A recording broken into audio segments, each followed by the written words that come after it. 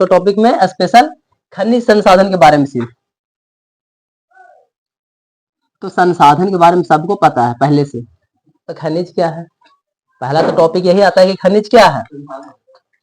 संसाधन तो हम लोग समझते हैं कि संसाधन मतलब सुविधा देना, एक तरह से इंसान की आवश्यकता को पूरा करना।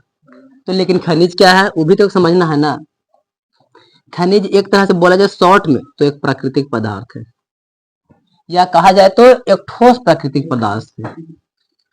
अगर एकदम शॉर्टकट में याद रखा जाए कि खनिज क्या है, तो खनिज प्राकृतिक पदार्थ है, या तो फिर खनिज एक ठोस प्राकृतिक पदार्थ है। अब इसको अच्छा से समझते हैं तो खनिज निश्चित अनुपात में रासायनिक और भौतिक विशिष्टताओं के साथ में निर्मित होता है, यानी कि उसके अंदर में भौतिक रूप से उसका स्वरूप भी वैसा रहेगा, प्लस में केमिकल रूप से, रसायन रूप से उसके अंदर गुण भी वैसा रहेगा। तो उसको हम लोग बोलते हैं खनिज, जो कि ठोस भी हो सकता है और एक तरह से प्राकृतिक पदार्थ है, क्योंकि ये हम लोग बनाएंगे, इंसान तो नहीं बनेगा। ये प्राकृतिक नेचर का प्रोसेस से बनता है, धीरे धीरे धीरे धीरे करते करते भूकंप वगैरह आना, वनस्पति का नाश होना, जल जीवन खत्म होना, धरती के नीचे दबना, फिर धीरे धीरे प्रोसेस करोड़ों वर्ष लगना, और इस तरीके से प्रोसेस से पूर्ण रूप से खनिज निर्माण हो पाता है। तो यहाँ पे समझ में तो आ गया है कि खनिज क्या है। तो थोड़ा सा समझ लेते हैं कि अभी ये सब भी खनिज का ही थोड़ा थोड़ा छोटा छोटा एक तरह से तो आंसर बोला जाए। तो खनिज संसाधन आज का जो जीवन है, आधुनिक जो सभ्यता है और संस्कृति है, उसका स्तंभ है, क्योंकि आज का जो संसार है आधुनिक युग में खनिज पर ही सब टिका हुआ है। यहाँ बेंच दिख रहा है, लोहा के है, मकान बना हुआ है, उसमें रड लगा हुआ है, हर चीज में कहीं ना कहीं लोहा आ रहा है, कुछ न कुछ आ रहा है, कई ना कई चीजों से मिलकर के बना हुआ है। तो वो सारा का सारा चीजें सब खनिज के अंतर्गत में ही आता है। लोहा आ गया, सोना आ गया, चांदी आ गया, अभ्रक आ गया, सब चीजें खनिज में ही शामिल रहता है। और इन सभी के बिना अभी का जो समाज हम लोग देख सकते हैं वो डेवलप नहीं कर सकता था, अगर ये चीजें नहीं रहेगा तब। यहाँ पर GSI, जिसका फुल फॉर्म होता है जियोलॉजिकल सर्वे ऑफ इंडिया, तेल एवं प्राकृतिक गैस के आयोग एवं निजी क्षेत्रों की कंपनियां इस क्षेत्र में ज्यादा कार्य कर रहा है। याद रखना है कि तेल और प्राकृतिक गैस जिसको हम लोग बोलते हैं, GSI के माध्यम से प्राकृतिक गैस हो गया है, और प्लस में तेल, ये सब चीजें काम हो रहा है। या इसको ऑब्जेक्टिव के लिए याद रखना है कि इसके माध्यम से तेल और प्राकृतिक गैस का कार्यक्रम चल रहा है, यह होता है। तो GSI, जिसको बोलते हैं जियोलॉजिकल सर्वे ऑफ इंडिया, के माध्यम से हम लोग को गैस प्राप्त होता है, प्लस में तेल प्राप्त होता है। ठीक है, आगे समझते हैं। हमारा जो स्थल मंडल है वो चट्टानों से बना हुआ है, और चट्टान क्या है, खनिज के संयोग से बना हुआ है। दोनों एक दूसरे के संयोग से बना हुआ है, समझने का कोशिश करना अच्छा से। स्थल जो हमारा है, स्थल मंडल, जो भी स्थल का जो भाग है, वो सब के सब लगभग कहीं ना कहीं देखने को मिलेगा कि चट्टान टाइप से बना हुआ है, ठोस रूप से बना हुआ है। और ये जितना भी चट्टाने बना हुआ है, उन सभी में खनिज का मात्रा जरूर मिला हुआ है। खनिज का योगदान के बिना फिर स्थल मंडल भी ढंग से नहीं बन पाएगा। अगर पहाड़ भी देखते हैं जो उतना ठोस है, तो वो एक चट्टान का रूप धारण किया है, उसमें भी कहीं ना कहीं कुछ अंश में खनिज का मात्रा जरूर रहता होगा। अभी तक पूरा दुनिया में 2000 से ज्यादा खनिज का खोज किया जा चुका है, पहचान हो चुका है, और भी हो सकता है, लेकिन जो पहचान किया गया है वो मात्र 2000 है। और इसमें से 30 खनिज ऐसा है जो कि सबसे ज्यादा इंपॉर्टेंट है, और इसी के ऊपर में हम लोग का जो अर्थव्यवस्था है, आर्थिक जो दृष्टि से देखा जाए तो 30 खनिज है जिसमें हमारा अर्थव्यवस्था पे जोर डालता है। हमारे कामयाबी में आधुनिक युग में जो योगदान दे रहा है, वही 30 खनिज जो है वो ज्यादा मात्रा में है, जिसमें से लोहा, सोना, चांदी, अभ्रक वगैरह जो भी चीज आ जाए, पेट्रोल वगैरह, वो सारा चीजें इसी में शामिल आएगा। और ये चीजें है तो हम लोग को लगता है कि इतना में जब इतना है, अगर 2000 पूरा का पूरा को अगर इस्तेमाल किया जाए तो फिर कितना फायदा होगा, तो बहुत ज्यादा हो जाएगा। और यहाँ पे एक चीज और छूट गया शायद ना, भारत में लगभग 100 से अधिक खनिज मिलता है। ये भारत के लिए स्पेशल बात है। दुनिया में तो पूरा हमको पता है कि 2000 के तकरीबन आसपास पहचान हुआ है खनिज का, लेकिन भारत में 100 से ज्यादा मिलता है। और कुछ ऐसा खनिज है जो कि दूसरा जगह पे नहीं मिलता है, और पूरा दुनिया में भारत जो है वो सबसे आगे देश है। कुछ चीजें ऐसा है जो कि यहाँ पे मिलता है लेकिन दूसरी जगह पे बहुत कम मिलता है। जैसे मान लीजिए कि 10 देश है तो 10 देश में एक इंडिया भी शामिल है जहां पे वैसा खनिज मिल पाता है और बाकी सब जगह पे नहीं मिल पाता है। तो इस चीज में याद रखना है कि आगे है लगभग 100 से भी ज्यादा खनिज हमारे इंडिया में मिलता है और कुछ देश में और में भी मिलता है, लेकिन वैसे चीज में इंडिया भी शामिल है जो कि कुछ चीजों में ज्यादा मिलता है। ठीक है, इसके बाद में आगे समझते हैं कि खनिज के प्रकार क्या है, इसका वर्गीकरण कैसे किया गया है। फिर वहीं से इसके बारे में अंतर भी नजर आएगा कि खनिज के और जो खनिज का प्रकार आएगा, धात्विक खनिज, अधात्विक खनिज, फिर उसमें अंतर आ जाएगा। लौहयुक्त खनिज, अलोहयुक्त खनिज, कार्बनिक खनिज, अकार्बनिक खनिज, इन सभी में अंतर जरूर एकदम अच्छा से याद रखो। जैसा ही समझ में आएगा उसके बाद में घर जाकर के नोट कर लेना। तो समझ लेते हैं कि खनिज के प्रकार। देखो, खनिज प्रकार के टाइप में लिखे तो थोड़ा अलग रहता है, लेकिन वर्गीकरण के टाइप में लिखे तो समझाना थोड़ा आसान हो जाएगा। प्रकार टाइप से अगर बोला जाए तो खनिज के प्रकार दो होता है, धात्विक खनिज पहला, दूसरा में हो जाएगा अधात्विक खनिज। खनिज का दो प्रकार, और यहाँ पे वर्गीकृत जो किया गया है स्ट्रक्चर टाइप में, इसको समझना याद रखना थोड़ा सा ज्यादा आसान हो जाता है। तो धात्विक खनिज में क्या नजर आ रहा है, हेलो हेलो ऊपर देखो, धात्विक खनिज में क्या नजर आ रहा है, सामने देखो, इसमें साफ साफ समझ में आ रहा है। खनिज मतलब तो समझ ही लिए हैं पहले, उसके बाद में धात्विक मतलब धातु के अंश, सीधा सीधी बात है कि धातु होना चाहिए। तो धात्विक खनिज क्या है, वैसा खनिज जिसमें धातु होता है। लाइन इतना ही सा लिखा हुआ है, लेकिन आंसर इसका अगर पूरा डिफिनेशन बना रहे तो पूर्ण रूप से बाहर निकल रहा है कि वैसा खनिज जिसमें धातु होता है, वैसा खनिज जिसमें धातु होता है, धात्विक खनिज। एग्जाम्पल फॉर में लोह अयस्क ले लो, उसमें भी धातु होता है। तांबा होता है, तावा लिखा गया है, तांबा, तांबा जो होता है उसमें भी धातु होता है। निकल होता है, वो भी धातु रूप में है।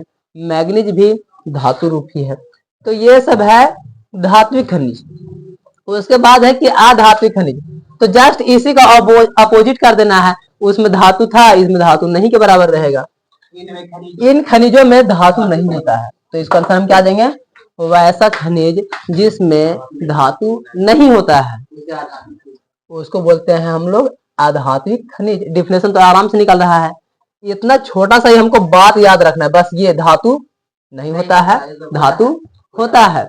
अब इतना छोटा सा चीज हमको जब पूरा याद ही रहेगा तो क्यों उतना सारा लिखना है, लिखने से टाइम बर्बाद, प्लस में रटने में पढ़ने में लगेगा कि बहुत लंबा है। अब ऐसे छोटा सा लगेगा तुरंत याद भी हो जाएगा।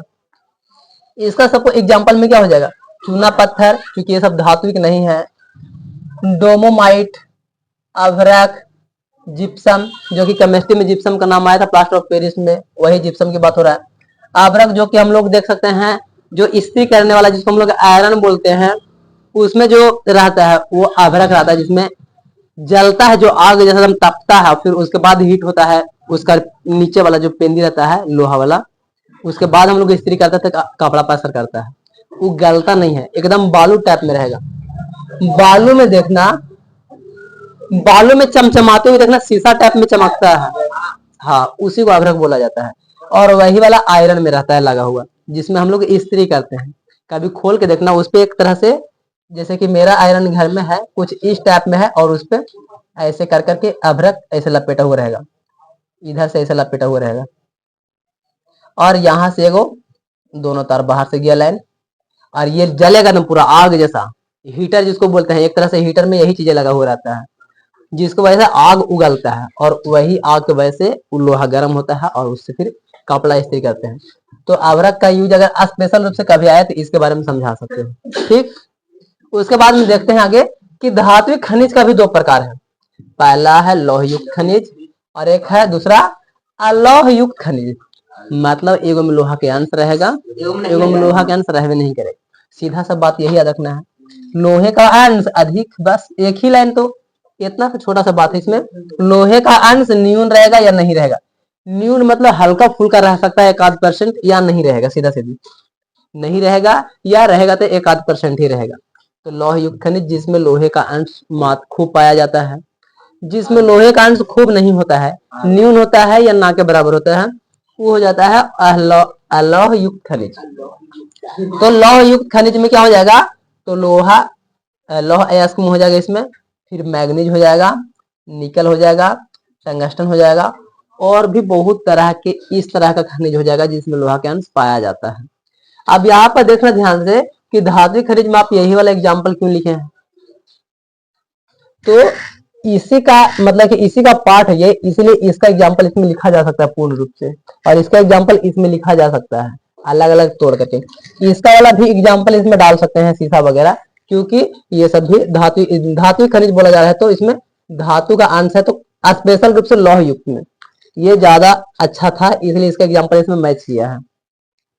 उसके बाद में है अलौह युक्त खनिज, तो जिसमें लोहा का अंश नहीं रहेगा।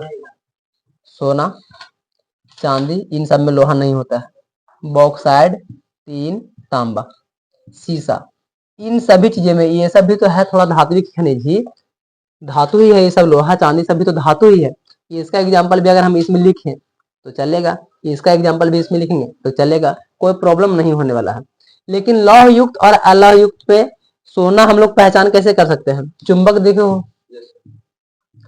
चुंबक जाकर के सोना में चिपकाने का कोशिश करना, चांदी में चिपकाने की कोशिश करना, 5 वाला जो सिक्का था तांबा वाला उसमें चिपकाना, जब नहीं चिपक रहा है जाहिर सी बात उसमें लोहा है ही नहीं।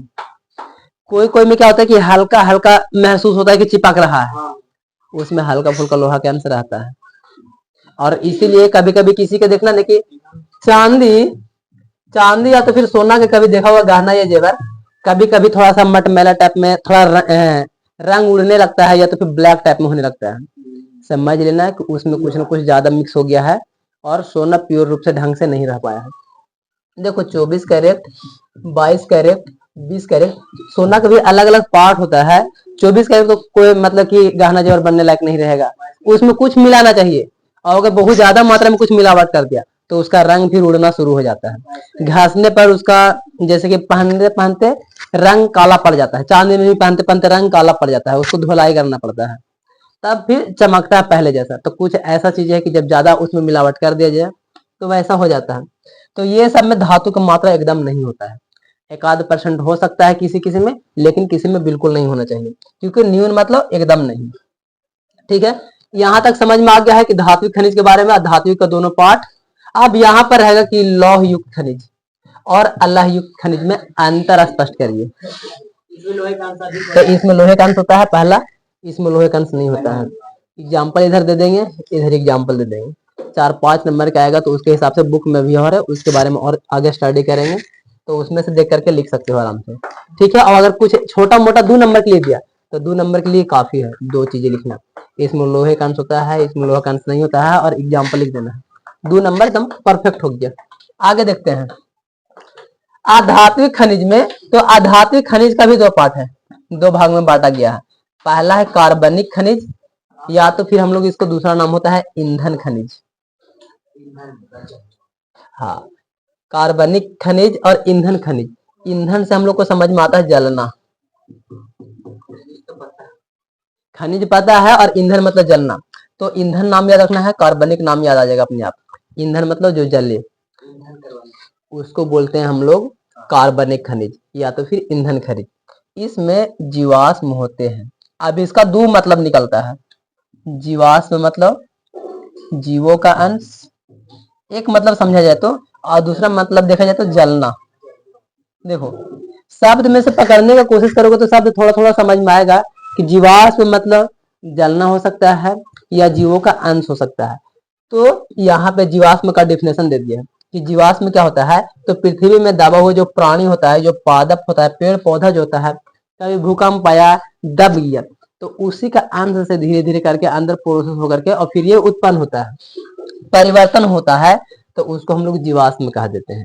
और ये मेरा भाषा में है कि जिसमें जीवों का अंश होता है उसको भी हम लोग जीवाश्म बोलते हैं। ये हम अपना भाषा में लिखे हैं और ये किताब का भाषा है। तो समझ में आ रहा है थोड़ा थोड़ा कि जीवाश्म मतलब जिसमें जीवों का अंश रहे, और या तो फिर जले, जिसमें जीवों का अंश रहेगा, जैसे कि कोयला हो गया, पेट्रोल हो गया। हम लोग को लगता है कि इसमें जीवों का अंश नहीं होगा, लेकिन पादप वगैरह जब करोड़ों साल तक नीचे दब के रहा, ह्यूमस नीचे अंदर में गाढ़ा सला उस तरीके से गला, तो धीरे धीरे करके तेल वगैरह का निर्माण हो गया। जब हम लोग को तेल निकलता है तो ऐसा थोड़ी निकलता है कि पेट्रोल डायरेक्ट निकलेगा, पूरा कादो टाइप में निकलता है।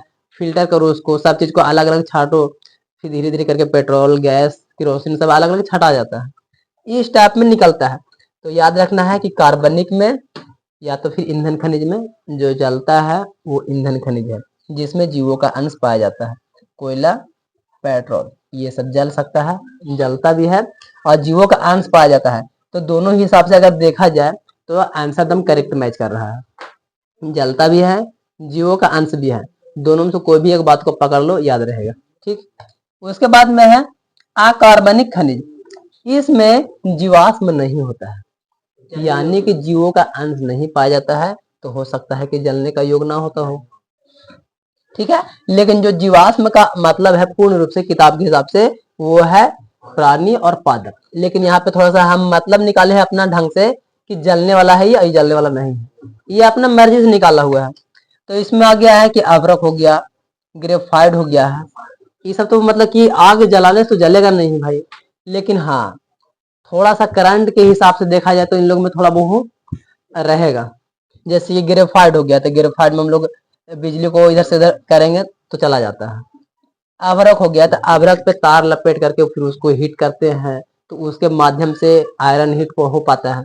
तो इसको समझा जा सकता है, लेकिन इन लोग का अगर जैसे इन लोग को जलाते कोयला पेट्रोल को जलाएंगे तो वैसे ये नहीं जलेगा। लेकिन विद्युत के हिसाब से देखा जाए तो कुछ ना कुछ इसमें माध्यम होता है। तो अगर इसका में भी कभी बोले कि कार्बनिक और अकार्बनिक खनिज में अंतर स्पष्ट करें, इसको भी वही लिखेंगे, इसमें जीवों का अंश पाया जाता है, अकार्बनिक में नहीं पाया जाता है। इसका एग्जाम्पल दे देना है, इसका भी एग्जाम्पल दे देना है। एग्जाम्पल से पूर्ण रूप से बातें समझ में आ जाएगा। 2 नंबर के लिए इतना काफी है। तो बस इतना ही था, आराम से इतना में 4 से 5 नंबर तक आ सकता है। खनिजों की विशेषता के बारे में हम लोग अगला दिन स्टडी करेंगे। आज भूगोल में यहीं तक रहते हैं। ठीक है।